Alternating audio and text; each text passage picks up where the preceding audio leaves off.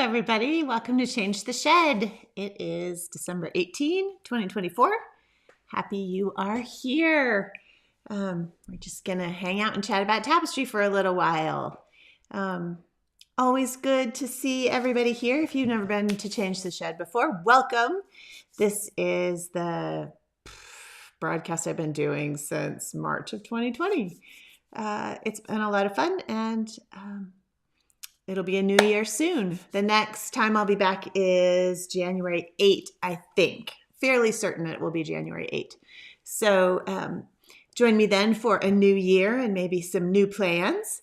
And I think we'll have another year of fun on Change the Shed. If you can't watch the live broadcast, of course, you can watch the recording at the same link. If you need a holiday gift that's very last minute, I have online classes in my shop. So if you go to tapestryweaving.com and look for shop, you can get a gift certificate for any of my online classes, except the Tapestry Discovery Box. But you could talk to Just Yarn about that for a holiday gift that you can get immediately. There's a certificate that you can download and send to the person that you want to give the class to, or get one for yourself. I wrote a book. If you're new, The Art of Tapestry Weaving. If you want to learn more about tapestry, try this book out and then take one of my online classes. So, all right. Let's see. You all are here from all over the UK, British Columbia. Julia's here from Germany. Yeah, don't we all have... There's always stuff to do this time of year. I kind of wish the holidays were less busy. But this is my half-assed attempt at Christmas decoration behind me. So you see I just threw a bunch of lights on the wall. Merry Christmas! Hilly's here from the Netherlands, Mary Lou from Cape Cod, Lou from Kansas. She's giving tapestries for Christmas. That's so fantastic. I admire that, Lou, because I am nowhere close to making that happen this year anyway. Anne is here working on America's Zeus with electric treadle. Have fun with that. That is awesome. I always get the Zeus and the Zach mixed up. I think it's the Zach that I have, the 22-inch loom that I really love. I think Zeus is bigger, but having a treadle on that is a great thing to have. Christine from Canada. Rearranging your studio space. Now, there's a good idea, y'all. We should, y'all have been wanting me to do a blog post about studio spaces. Maybe I can get Christine's input on that one. Catherine from North Wales. Alita's here from South Dakota. Actually, I think she said she had to run to work, but thanks for dropping in, Alita, if you watch this later. Massachusetts, couple from Massachusetts. Renee's working on some hatching exercises for my color gradation class. Awesome. So Jackie's here from Illinois. Walking in the cold. Walking is good for you, Jackie, right? It gets so cold in the Midwest. Susan from Pennsylvania. Nita from the UK. Verily from Belgium, and Lone from Denmark. Welcome.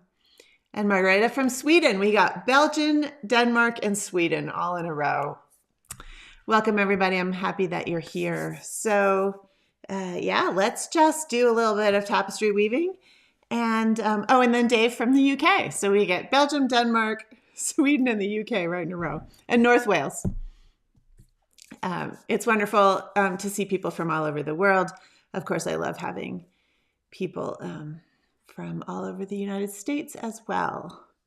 I have not finished the 2 tapestries that I've been doing for the Weave Along. So those of you who have just popped in, I've been doing a winter Weave Along. If you want to see all the information about it, look at my November 13 blog post. There's a PDF you can download for free with some tips about how to design pieces and maybe some ideas for winter trees is my subject, but there's also some ideas for other kinds of holiday tapestries. So I am not yet finished with this, but I thought we would see if we could get it to the finish line, or at least close. And then the other one that you've seen is also not finished. This is the other winter tree where I'm almost to the top of the tree. So that might be, if we have time today to get to the top of that tree, that would be great. Welcome, Brenda from Pennsylvania. Marla says Zeus is a god. It's definitely the bigger one. Yes, thank you, Marla. I will remember from now on. Zeus versus Zach. I think Zach was the name of one of the Merrick's children, and Zeus was a god. So I imagine there's somebody in Claudio's world named Zeus, but I will remember Zeus is a bigger one from now on. Davina's here from the Navajo Reservation. Welcome, Davina. You're right down the road from me. I'm up near Cortez. Well, maybe. I don't know where. The Navajo Reservation, if you don't know, is huge. I live just on the northern edge of it, north of Shiprock, and I grew up on the southern edge of the New Mexico part in Gallup. So it's always fun to have people from my Navajo Reservation neighborhood. Cheryl from Maryland, Janice from Maine. Oh, and Willow. Welcome, Willow, our doggy friend, and Carolyn from the UK. All right, here we go. So what I wanted to do here, let me find the cartoon. This is woven set. This is my scribble. I said I was going to do all trees, and then I decided I wanted to do the holiday ball. So my apologies to those of you who thought we were just doing trees. I had 2 colors in the hatching, and then hatched trees coming down, like a close-up of a tree. And then I wanted to put a trunk in there for a little bit of an extra design element. And so that is just a tiny bit tricky with the hatching, but I've been forming the curve, and I'm going to make the green continue to come down because that will be a little bit easier. So I think I'm about at the top of this hatching for these colors. And what I don't want to create at the very edge is dots, but I wanted these to come back together. So for example, if I did this, oh, that actually would work. Okay, so if you do just one pick instead of a full sequence, you can get dots. But for this short amount of time here, I think this will work. And I will have, it won't look weird. So let's just put those to the back. And then I'm going to do, this is a little tree trunk. And I think I love to eccentrically outline stuff, but I'm pretty sure that a tree trunk doesn't have to be smooth. So I'm just going to make it, oh, I'm so tempted to do the eccentric outline. It's so hard for me not to do that. Let's see. So this is what I mean by that. If I take, let's see, this is all just array. Cocoa 1, let's mix it with this other color I have here, walnut 2. Maybe I'll make it lighter on the edge or darker. You know what? Let's make it lighter at the edge, and then we'll make it get darker. So let's go with walnut 4 and walnut 2. So here's walnut 4, here's walnut 2. Sorry, that's a little out of focus. I locked my camera focus at the moment, so it won't keep shifting every time I put my hand in front of the tapestry. All right, so I probably am constitutionally unable to not do the outline. But we don't have to do it as a split weft. That'll be a compromise. Whoops. Apparently I didn't actually cut that.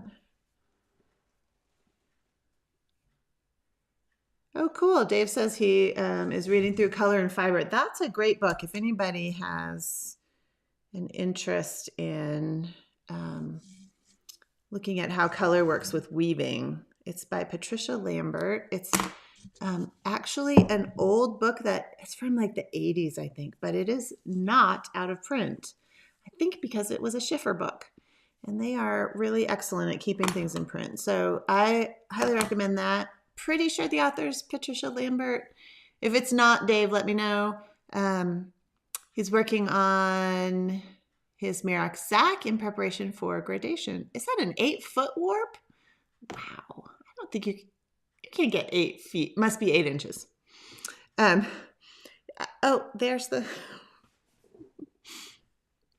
I don't think you can get an 8-foot warp on a Zach. Zach, the Merox Zach is my favorite size of the Merox classic looms. Just because I can do the sort of size pieces I like, but it's not too big. Also, I have big floor looms, so if it gets bigger than my Zach, I'm going to be doing it on my rug loom. All right. I think I am doing the outline, but I'm not doing an eccentric split weft. How about that? This is a fringeless 4 salvage warp.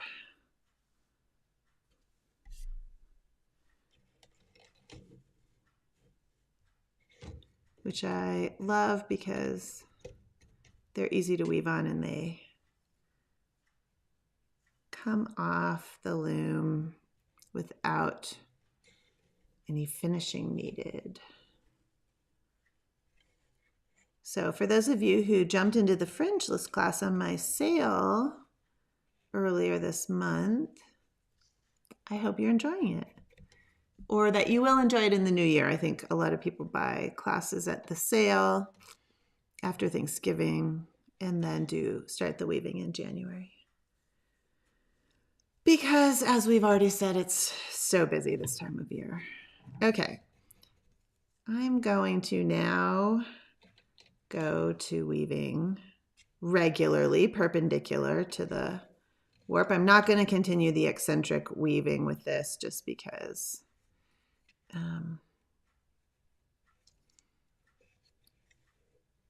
it will distort the very edge of the weaving.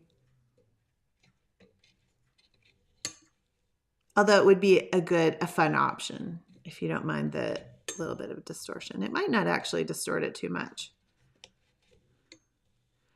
Although it would be fun to have a bit of some other colors here.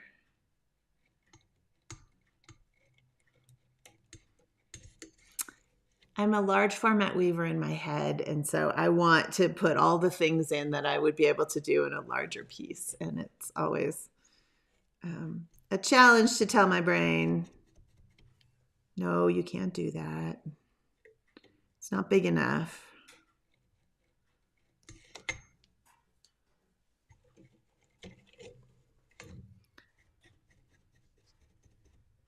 Oops. Look at that. This is one of the dangers at the end of a fringeless warp. I split that warp instead of going. I split the supplemental warp, so I have to take that out.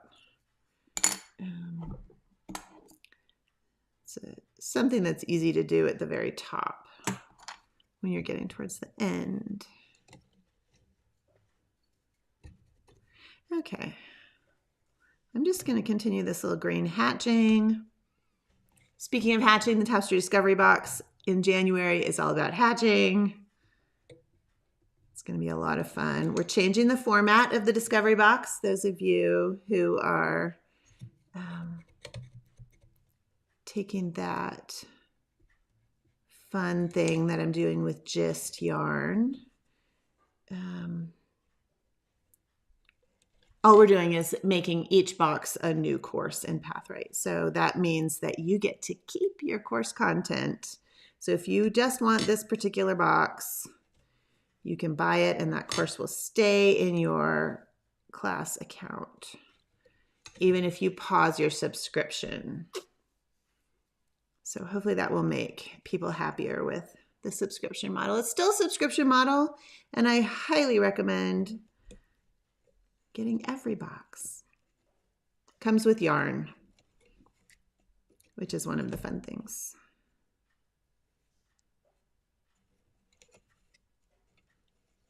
Okay, sorry about that fussing with the splicing.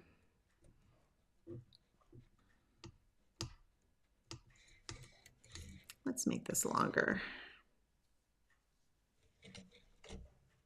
Yes, Dave said it was inches, not feet. Totally fine, Dave. I was just like, I was thinking about my Zach loom and thinking, I don't think I could do 8 feet on that loom. Maybe on the very biggest Merrick's looms, you could get away with 8. You'd have to have big warp extenders, I think, to get 8 feet on a Merrick's. You could do it on the shacked Ross. I'm pointing behind me because mine is right over by that window. Let's see. Yeah, there's a bunch of junk over there, but there's my shacked Ross loom, and they have a beam thing for it. You could probably do a 8-foot piece on that. Ooh, it's always fun to finish a tapestry. I'm going to get this one done today. Oops, I'm sorry. This keeps sliding.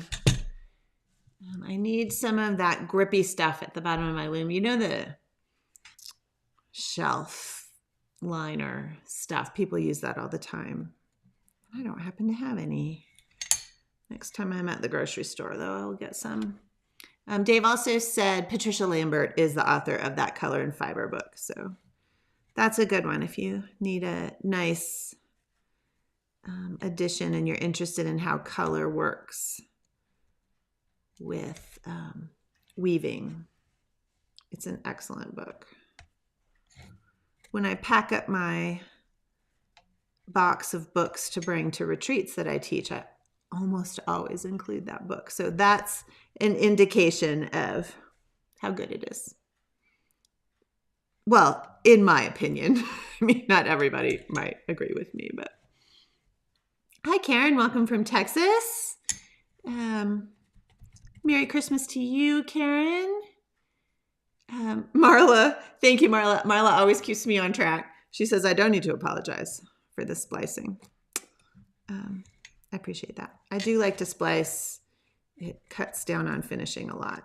Okay, so now let's bring this little brown back in here. So this is the most, we need to meet this relay with one of the brown ones. This is one of the most basic ways of using hatching, which very common in tapestry. Okay, so I haven't filled this in because I'm thinking about, let's do just a little bit of sort of cheating. What do you think? This is a darker color. This is Cocoa 1, which is a really pretty brown. Actually, I think I'm going to go with 1 strand. I'm just going to test something here. A little eccentric cheating. I'm going to test a little cheating. Because it's a tree trunk,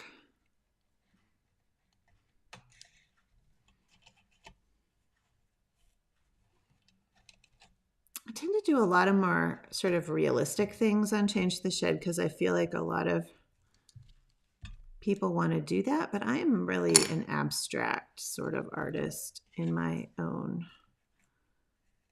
life. So I don't always think about how to make something look realistic.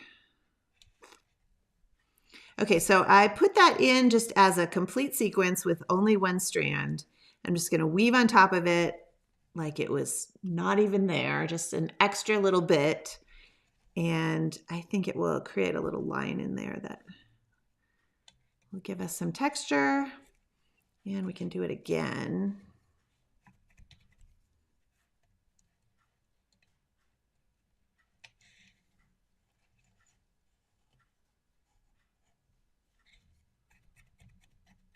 It might be kind of subtle,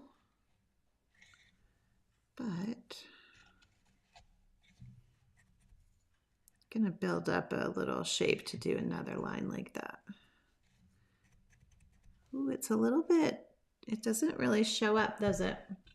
I don't have another color here that I think would work better. So we're going to go with it.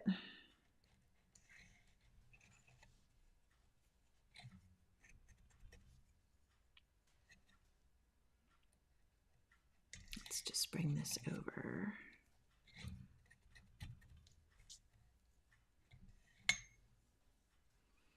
Oh, I was going to make the tree darker. Maybe that's what we should do instead. Let's actually make it kind of a crisp line. See what happens. Which means I'm going to splice these out.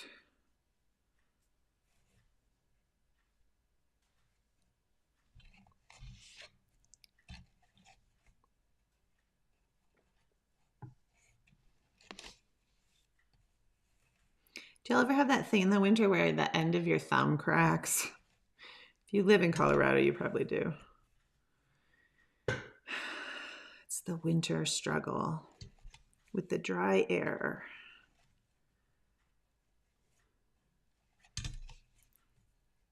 Okay. So let's make this darker. That was walnut 4 and 2. Let's just make it a lot darker. Let's go with walnut 2 and this cocoa.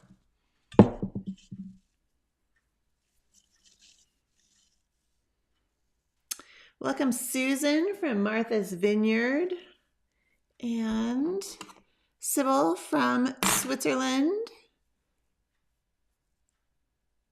So happy you all are here.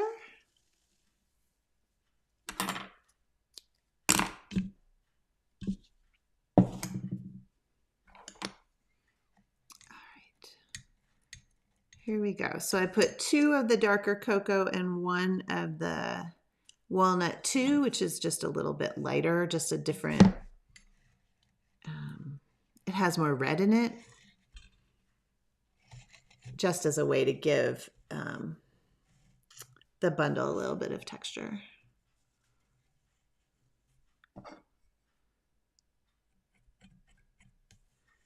Okay.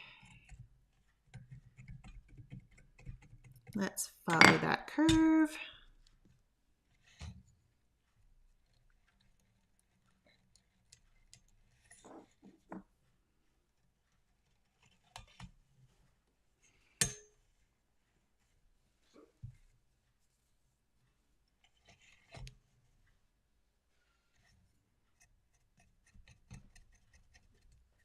Yeah.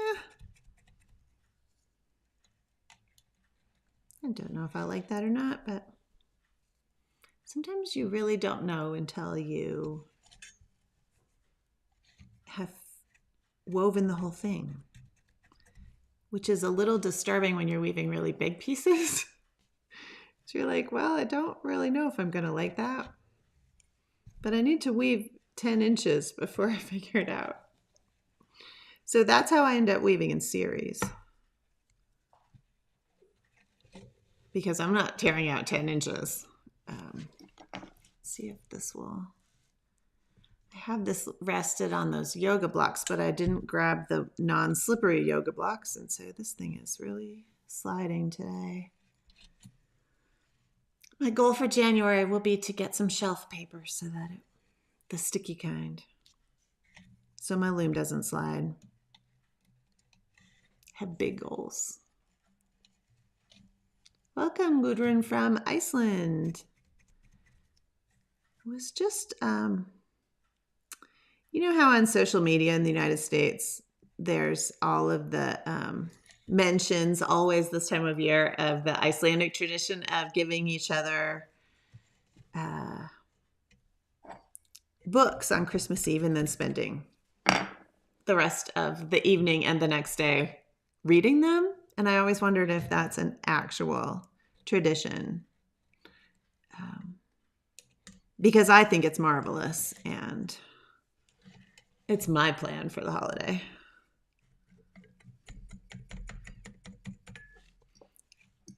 We got a bookstore in my tiny, tiny town opened this year, and I have enthusiastically over-purchased novels, so I feel like Christmas is the time to read them all.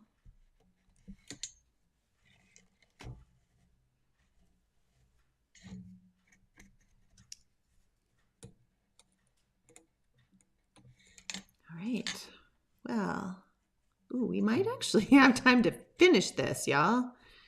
That would be great.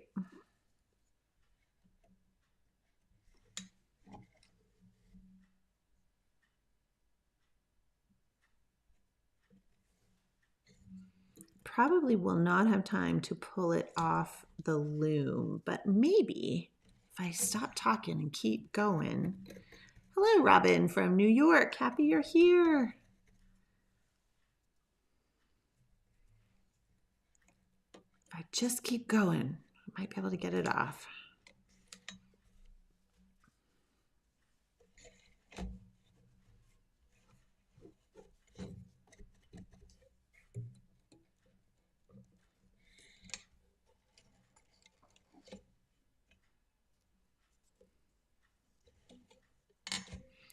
Emily asked about cutting off the fringeless piece, which we don't really cut. We just sort of unravel it from the loom. I think Sarah Sweat says releasing it from the loom. So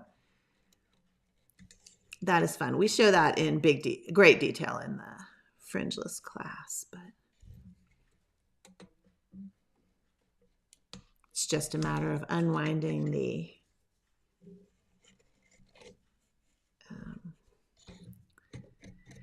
supplemental warps. All right, of course, this is always the thing. This is how much yarn I have left, and I only need that much more to weave. So always the way of it. Let's see if I can figure out which colors these were. Because did I write them down? I did not. Okay, that is Meadow 1, and I think the other one is, yeah, Forest 2. So I'm just mixing them to give me a little bit more visual texture in the colors there. And I'm using 3 strands of array at approximately 8 ends per inch. And I am making this longer than I think I need because always I'm running out at the very end.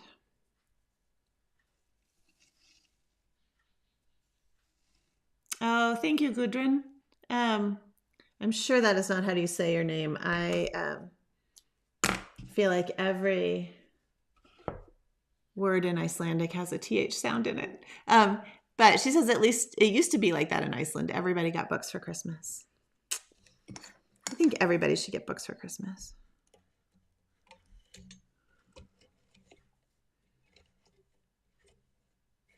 I guess if you're not a reader, then getting books is not fun. I can't imagine not being a reader, but I realize there are such people in the world.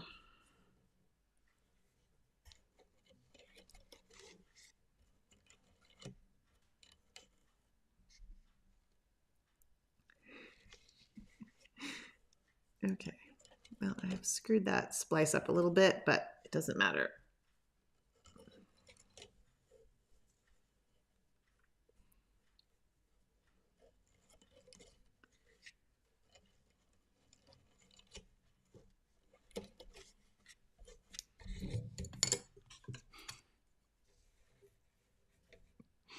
There's the word Emily put in the chat. I'm not even going to attempt to the Icelandic on that. I have a good friend who has learned a lot of Icelandic, and I respect her so much. It is a beautiful language.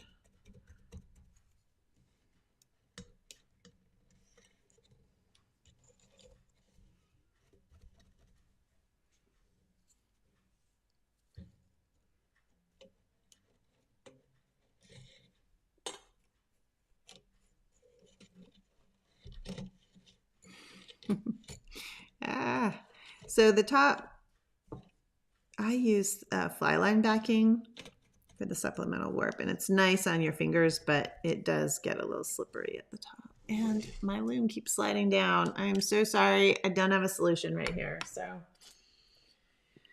I'll just have to fix it next time.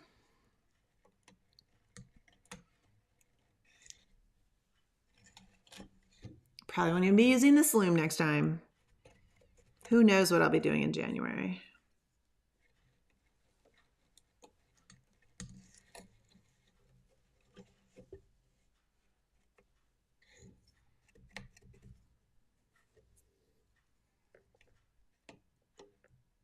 I mean, who knows what, I know what I'll be doing in January. Who knows what I will be weaving in Change the Shed in January. That I do not know yet.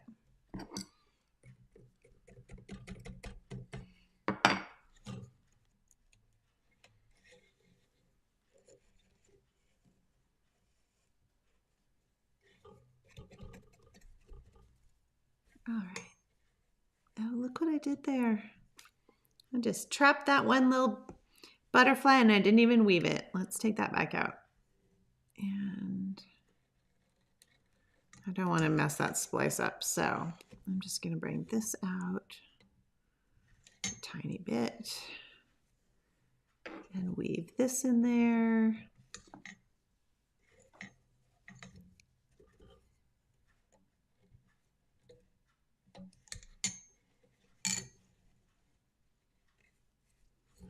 I bet you all see the mistakes I make before I see them.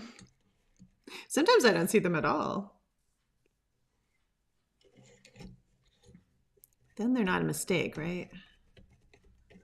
It's creative license. So at the top of the fringe list, we have to weave all the way up to the top of this, of the little loops that you see, and beyond.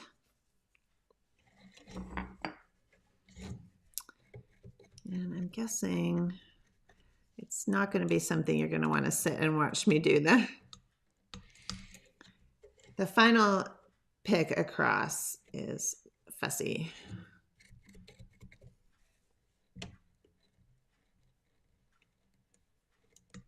Let's bring this down a ways.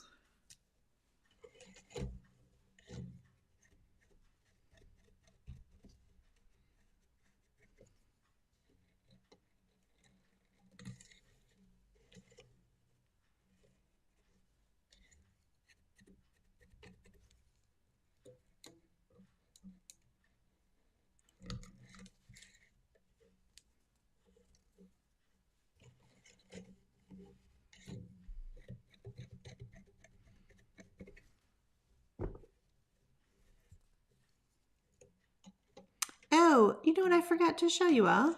I had loaded up some more photos of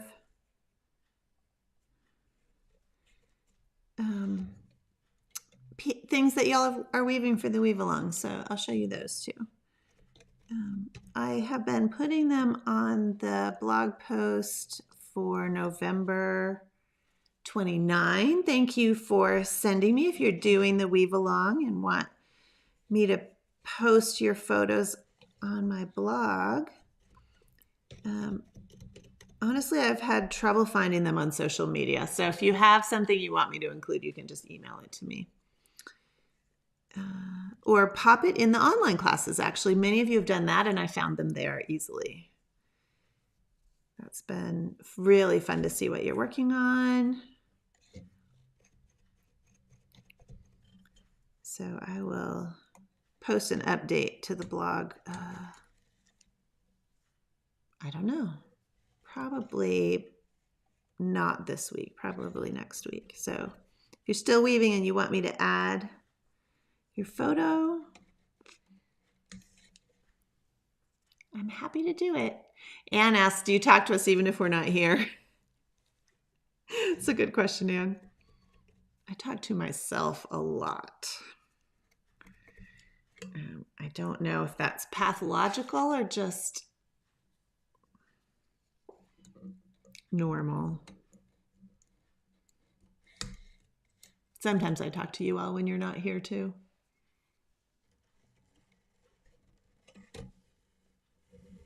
Oh, that's a great idea, Kathy. Pool noodles on the end of her pipe bloom to keep them from sliding. That's awesome. It's sort of like, I usually use yoga blocks under the top of my loom that are foam, and so they kind of grab the loom and keep it from sliding forward. But I got lazy today, and those are the blocks I actually use. The ones I have under the loom are wooden, so they don't hold the loom very well. Okay. Let's do this.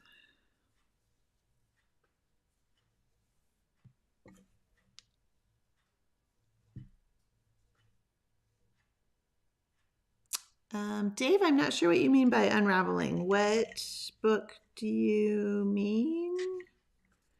If you mean my Untangled book, I'm the author. But if there's a different book you mean, or maybe I mentioned, maybe I've already forgotten that I mentioned a book.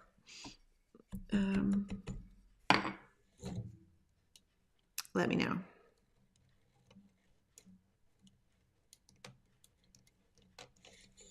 I have a little book. My first book was self-published, and it's called Untangled, A Crafty Sheep's Guide to Tapestry Weaving. It's just little tips. And my cousin Molly is a children's book illustrator, and she did the illustrations, and they are adorable. That book is still on sale in my shop. So if you would like a copy, I can send you one. It is 25% off right now. Okay, so at the very end of the fringe list, I'm not going to be able to get this all the way off today, but if I can weave to the end, I can sort of show you the next thing that happens. And then I will put the finished tapestries, both of them, that's a note to myself, in the blog post where I put also your work.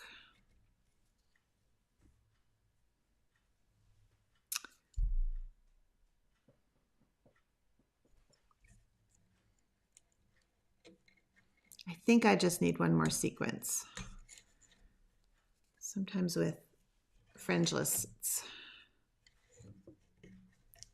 it's important to pack in a little bit of extra. I think that will be enough so that the little loops will be covered.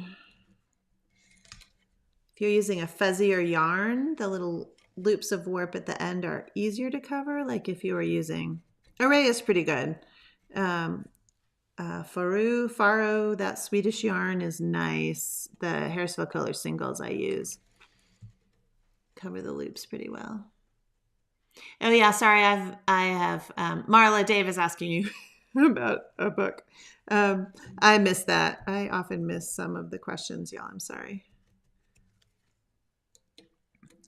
But it gave me an excuse to talk about Untangled. Thanks, Dave.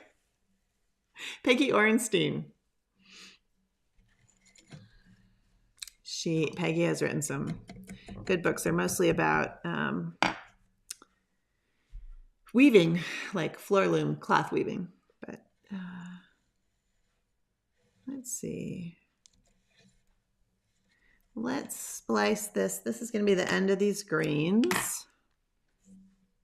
And then I will show you. I'm going to show you the pictures from your work, and I will show you the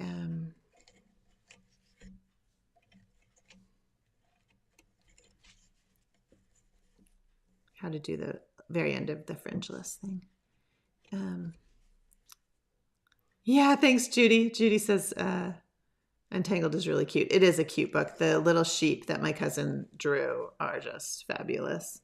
I have had people think it's a children's book. I actually had the library here ask me for a copy to donate. They were doing like a children's book donation thing. And I was like, I'm happy to give you a copy, but it's not a children's book. Mostly because there are mentions of like, there's a floating bar is one of the tips. And there's a picture of a sheep drinking. So there's just a couple of things in there. I'm like, I don't really think it's for kids. It was not intended for children. It's intended for the childlike adult among us. So if you'd like a copy, happy to send you one. All right, I'm splicing this out so we can finish it up. Oh, the tree turned out okay.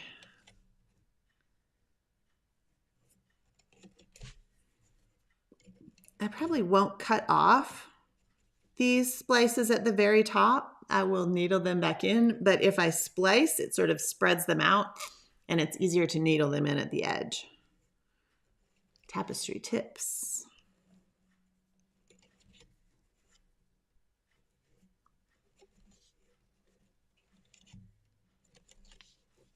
Okay. Awesome. Well, I think that's going to be all right. Kind of cute. Oh, that's my dog, if you can hear that. She's just groaning. Okay. I just have time. I think I will use two different colors here. I'll show you with the brown and then I will continue. We won't have time to do the whole thing, but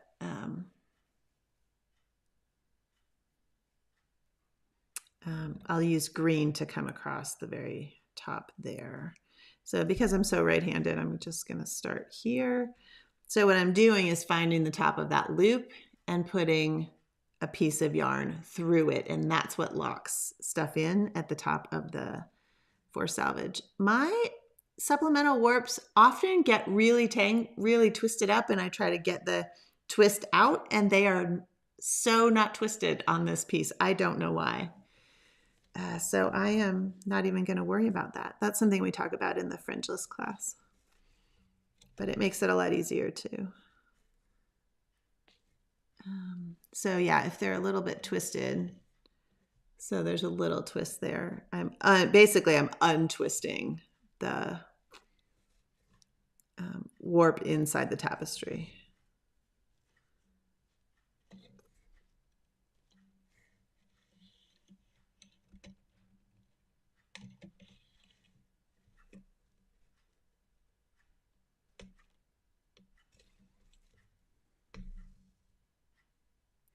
All right, y'all. So that's the idea at the end of the forced selvage. And sometimes the loops are not quite even.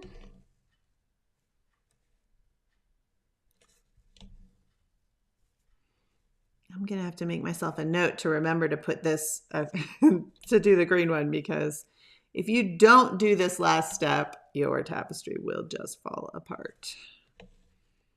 Okay, and then I want to make sure that there's enough slack in that last row of weft that it sort of helps cover those loops. Oops, that's that. Okay, that's going to be good. All right, I will do the other part later, and I'll put a picture of the finished thing in on the blog. And I am just looking at this and it looks so much to me. It looks good in the camera. I think that I have gotten wider. Let's check. 3 7/8.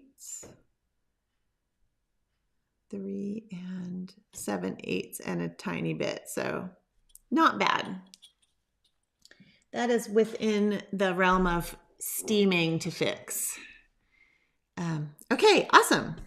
I will finish that and put it in the blog. And oh, let's turn it this way. Yes. Jennifer says she'd love to see it upright. And by which I think you mean this. Let me turn. Hold on. Let me fix the camera here. So that it will focus there.